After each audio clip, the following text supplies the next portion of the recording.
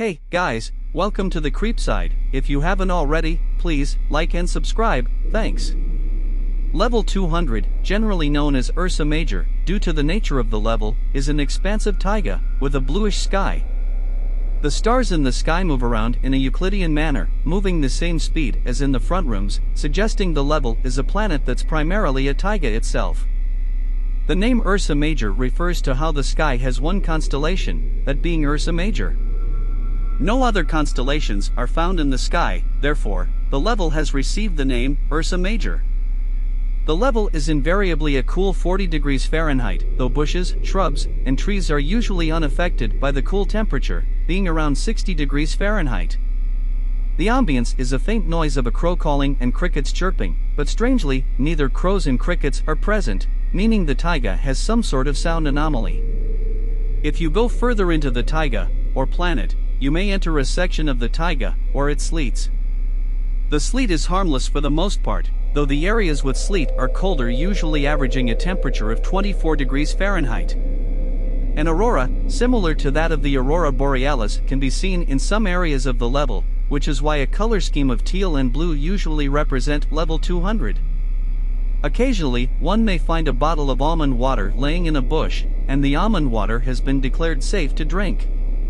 There may also be absolute pain coming from bushes, so it's advocated to be cautious when trying to find beverages on bushes. A vast majority of the bushes in level 200 are actually raspberry or cloudberry bushes from the front rooms, therefore, the bushes provide a reliable food source. There's proven to be cellular signals from an unknown source, although it's weak, and sometimes stops signaling entirely for a few minutes. Lamentably, there's no Wi-Fi signal, so if one has a device that runs on said signal, it won't work. Galactic slushies have been found throughout the level, seemingly with a more nutritious value. Although galactic slushies are common throughout level 200, it's only recommended to use them in dire situations, as these galactic slushies don't seem to reappear. In addition to this, rose water is also found in some areas, as level 200 is an open space level. Lakes have also been found, with some kind of liquid with a galaxy texture. This strange liquid has been dubbed galaxy water, due to the galaxy-like appearance of the substance. If drank, one may become tired, which may be useful if one needs sleep. Unlike a majority of outdoor levels, level 200 does not have any cottages or any kind of building within its taiga. Due to this, it's been advocated to use the provided material in order to build some kind of building. Although there are no cottages or house-like structures throughout level 200, it's been reported that there are various signs that specifically say Taiga de Grossen Wagons, which translates to Taiga of the Big Dipper in English. The origin of these signs are unknown, and it will seemingly remain that way. Some trees contain monochromatic pineapples, which do not contrast from normal pineapples from the front rooms. They have the same benefits, however, they aren't very common to find throughout level 200. The level seems to have irregular effects on cameras when they don't have a special filter on them. Effects include the imagery being blurry, being disarranged, etc. It's still unknown why this happens, and due to that, special filters are primarily used on the level. Occasionally, wind and rain can happen around the level, but strangely, the level doesn't often have any clouds. Entities: there is one known entity in level 200. Amagers are arachnids that have 16 legs and 24 eyes.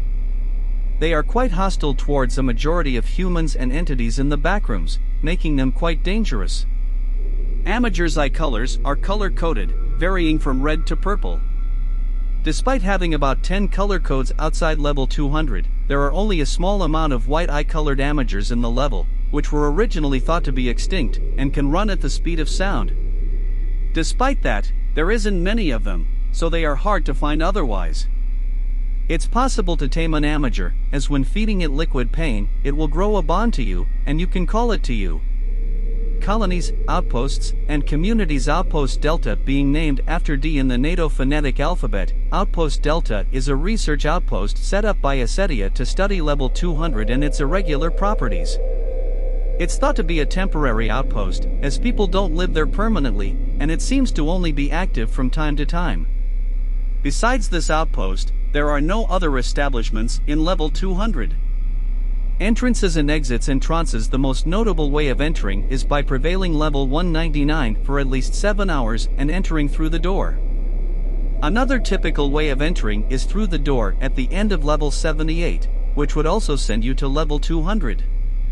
Going through door 6 in level 561 will send you here as well, though the process is extremely painful and not recommended. There's multiple other entrances to level 200 around the backrooms as well, such as from level 457, and possibly many other undiscovered levels. Exits. The only confirmed way of exiting level 200 is by finding a large gray crater and going into it. Doing so will send you to level 24. There's also a hypothesized entrance to level 201, but it's unknown how to exit to said level, thus it likely doesn't exist.